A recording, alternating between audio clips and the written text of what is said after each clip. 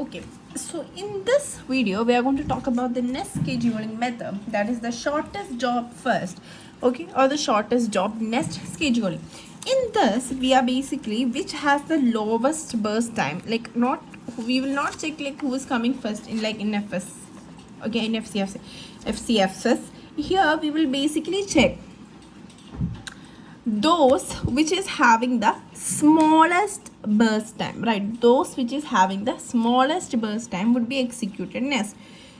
So here there are two actually you have to learn, for preemptive as well as non-preemptive, both you have to understand.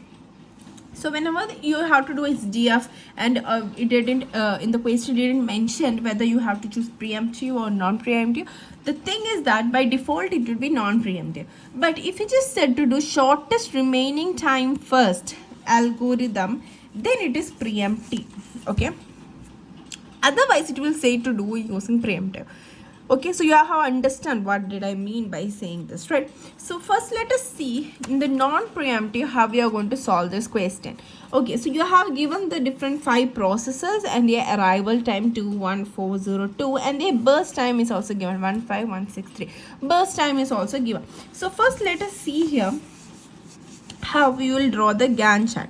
So here I am having the Gantt chart. How we are going to solve this.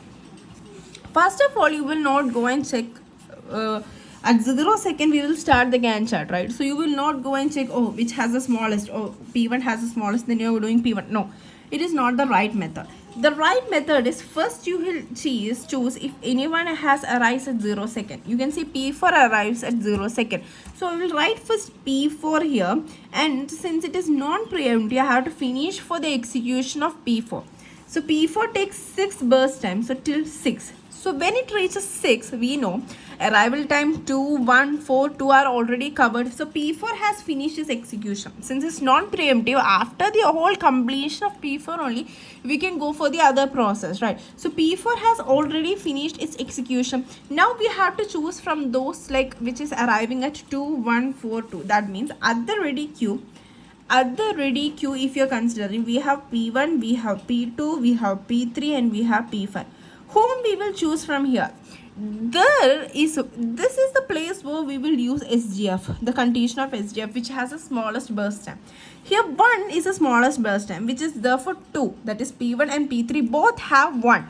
So then we will check, if in that case, then we will check the arrival time. Then we will look FCFS, that is which has the shortest arrival time, which P1. So next we will put in the Gantt chart would be P1. Then we will, okay, it will be not there in the ready queue. It has been fully been executed for burst time 1, that means 6 plus 1, that is 7. Okay. This much we have understood.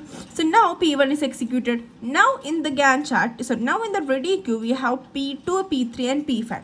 P2, P3 and P5, which has the smallest burst time. P3 has the smallest burst time. So now we put P3. So now 7 plus 1, that is 8. Now P3 has finished execution. Right, now we have P2 and P4, which has the smallest burst time here. As we check, we can understand that 5 and 3 when you compare, P5 has the smallest burst time. So now we will put P5 here, that is 8 plus 3, right? That is here, we will put 8 plus 3, that you get here 11. Then finally, we put the last, this P5 is also done, completed. Now we have put P2 here and its burst time is 5. So now finally I have P2 ending at 16. So this would be the Gantt chart. From here the completion time, the turnaround time and all those we can easily calculate. So this would be the final Gantt chart. So understood here how we solve in the shortest job first algorithm. In the next video we will check how we are going to do it in the preemptive way. Okay.